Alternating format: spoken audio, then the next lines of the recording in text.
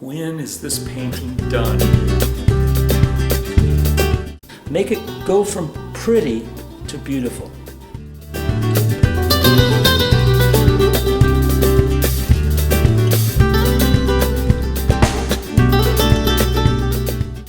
You'll get that final 5%. Final 5% that will make that picture zing.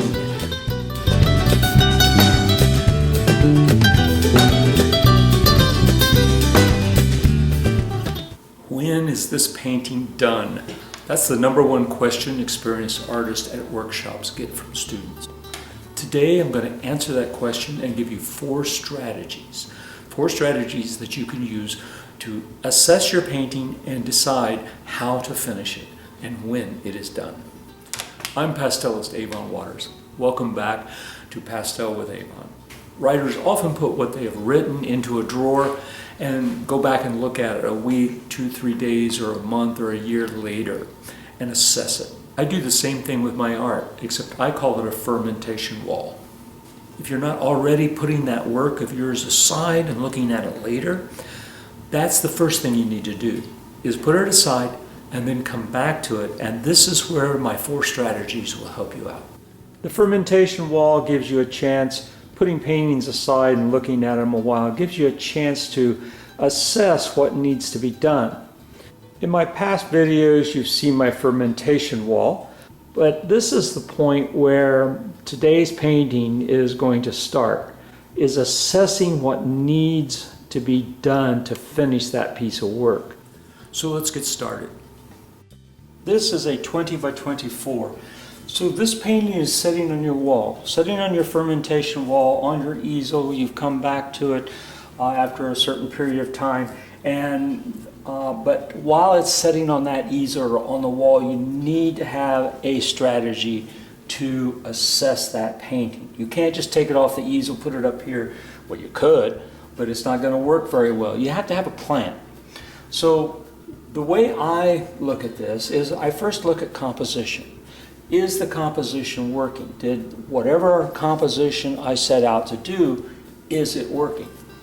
This particular piece, I set out to have what we call the compound S or Z shape. So these wedges created by the light coming across the foreground, coming in this way, they go off the easel, they come back on with this shadow which goes off the easel. Then this comes back on and a slight tilt of the ground. So I've created these wedges that move the eye back and forth to bring a person from here to here. So my assessment is, yes, I have used compositional elements to successfully move the eye from the foreground to the background. So composition, check your composition first. What could be needed is some changes to create that eye movement, either from right to left, left to right, forward to backward, or all the above. So the next thing I look at is I look at the colors. Are they the color palette that I selected? And in this particular case, whatever I selected when I began painting this, did I stay with that color palette? The color, and the best way to do that is, can you look at that painting and identify that color palette? Is it a triad? Is it a split complement? Is it analogous? This particular painting is using an analogous palette from oranges to violets, and you see these greens down here? That is the complement. I'm using an analogous palette. That's what I set out when I painted this to do. And in my assessment, did I stay with it, or did I grab some color that wasn't right, and that's what's maybe not working? Center of interest. These sky holes being put through here were fading into the work, so I made a little test, and I made a little test with the rim light up in here. Finding a center of interest is important. You know, it's nice, it's a pretty picture, but pretty doesn't make beautiful. To take that step from pretty to beautiful is what you're trying to do when you make these assessments. Now, every artist has their own sense of what is interesting. I can tell you what's interesting for me. And what's interesting for me is a shift in color or a contrast of the light against the dark. Oftentimes that is something that you can use to create a center of interest. If the purpose, and a lot of times the purpose of why you took a photograph or you sat down to sketch it or paint this in plein air, that purpose will determine, is it accomplishing what you set out to do? And in this particular case, after looking at it on my fermentation wall, it's obvious that, yeah, I've got the elements there, but it's that little itty bitty 5% that we need. So I'm going to show you, that's one of the areas that this is deficient. We passed the test on composition, we passed the test on color palette, and now center of interest. So I'm going to work on that and talk to you about my center of interest and what I'm trying to do. I like to create light and dark areas to be the center of interest, or to bring the reason I stopped to paint this, the reason I stopped to photograph this line of trees against a woodland in the background with the hills going off and the bright lights coming behind. That is what is missing, that center of interest for this piece. That's that last 5 or 10%. The fourth check I like to do is look at the details. Now my work deals with atmosphere and soft edges, but I like, and this helps with the center of interest too, many times. It may not in this one, but there are just a few little lines in here showing the tree trunks or the shrubs in this. So near the end, that last 5 or 10% that you do is to put a little more definition in here for some of these tree trunks along this fence row. And that will happen naturally as I start to add those lights. But detail, do you have too much? Do you have too many sharp edges, too many soft edges? That's an element of detail. So that's the fourth element in this strategy to finish a painting. Let's get started, and I'm going to now show you. I started here, but I like to also keep in mind my 1/3, 2/3. If I start putting highlights in here, and I need to bring these out, I want these tree holes to show up, but I want my brightest highlights to try to make them fall in one of the thirds.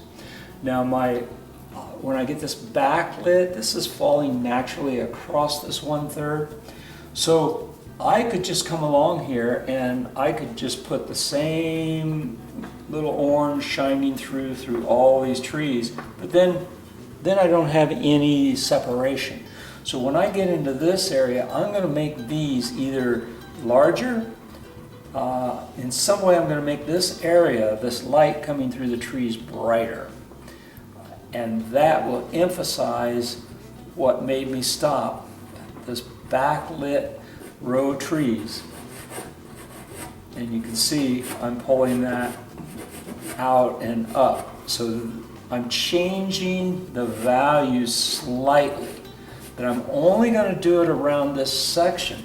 I'm going to change the values in these tree holes, but I'm not going to make this area over here as bright as I am here, because again, I want that to be where all this movement and the compositional elements that bring the viewer's eye in.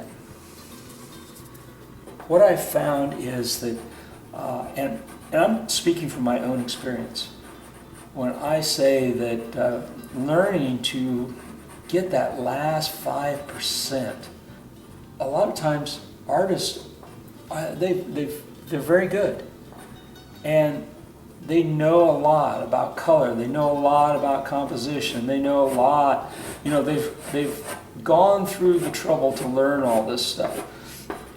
But then it's like, man, I just can't win any awards, I can't get into any shows, what am I doing wrong?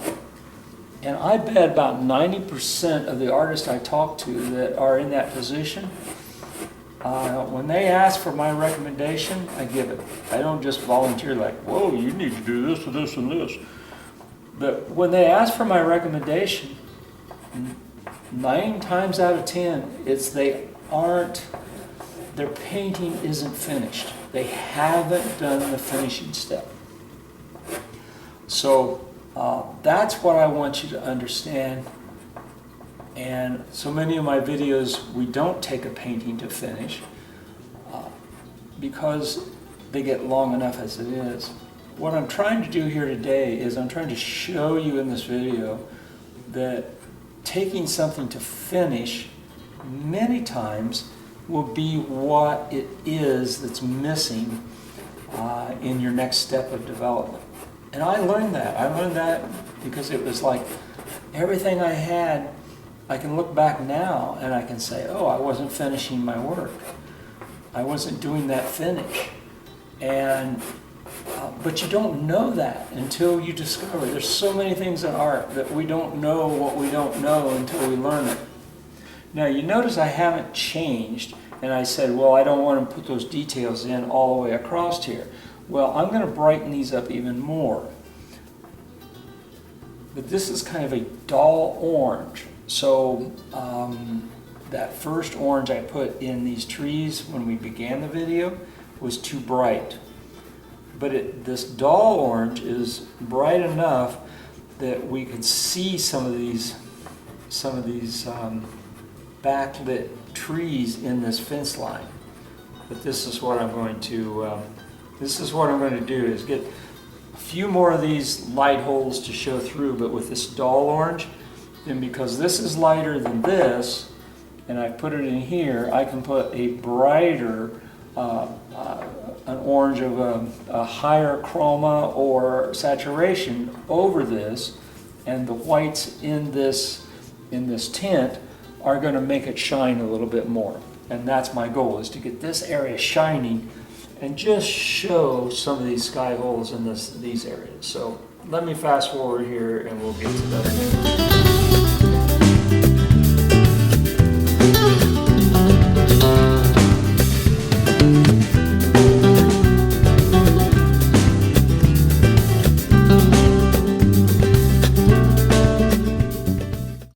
Okay, now back to regular speed here. I've got these sky holes in here, and just like point 4, these are details. Sky holes become details, and now I've got 2 oranges that are much more intense in color, and this is where I'm going to make this area now different than all these other sky holes. This is a fluorescent, and in person this works really, really well, but it photographs like crap. So it won't look on film here as good as this one will, but this one isn't as intense as this one. So now I'm going to come in here and I'm going to hit these areas because this is in the 1/3 mark. And I'm varying the pressure because this is a heavily textured board, and so it will allow some of those colors underneath. And as I get further and further away from this 1/3 point, then I barely scumble any across. And if I get a line like there, I can soften it up so it blends well. But already you can see how this is becoming much more intense, and it's working to our advantage to bring the eye into that center of interest. It helps that this is the largest tree, and I happen to have put it in that 1/3 mark. And these are the details that, had I just stopped this painting, the old me would have thought, well, this is, this has got everything in it that I was wanting. It's got the trees, it's got a few sky holes, but you see, you have to figure out what are the details that are important. And this is where you can easily get carried away and put in too much emphasis. And I may already have reached that point. I'll have to stand back and look at it. But I'm going to get a little heavier pressure in here, and you can see how I'm already starting to pull that off. Kind of make a little bit of a wedge there. Scumble some of this out. The light's coming over the ridge, and we played with it a little bit here. But here I might want to really emphasize it since it's coming through to this area as kind of a hot spot. The brighter orange, and because this is blue-gray, this is blue up in here and it's more intense, but I've got it grayed down. So any color that I put against a gray will automatically stand out. So I was already thinking ahead when I painted that originally. I was already thinking ahead of being able to put a more intense color somewhere along that edge. I wasn't sure when I stopped painting, wasn't sure where that painting ended. And I could just draw this line all the way across here or somewhere in here, but then it's not distinct. I'm going to have to change colors, change size, and one way to change size is instead of making the line continuous, we just come through here and we put just a few, to kind of like the edges of some of the clouds. On a cloudy day, the sun comes through and not all the little puffy areas get hit the same. I'm now going to go to a yellow, and I'm going to test it here first to see if this will, this is going to really let me, there wasn't much difference as I came across here. There's some difference here where I put those highlights with that orange, but then it not muddied up, but it diluted the effect of this. So I'm not going to make this solid. I'm just going to put enough of these little yellow highlights and make them thick enough here and there that it emphasizes this area more than as I drag across there. And remember, these are trees on a hillside that I've just abstractly turned into a mass. So there's some tops of trees along there that I can let this brighter light skip and jump across. And that yellow against the violet is really doing what I wanted to do in this area. Now this is kind of a lime green, and this may be too much for down here. But this 1/3 mark, yeah, I'm thinking this is too much. That's too much. But maybe I can knock it down. If I can't knock it down and still get some of that lime green in there, I will go back over this with a different lime green that's not quite as intense.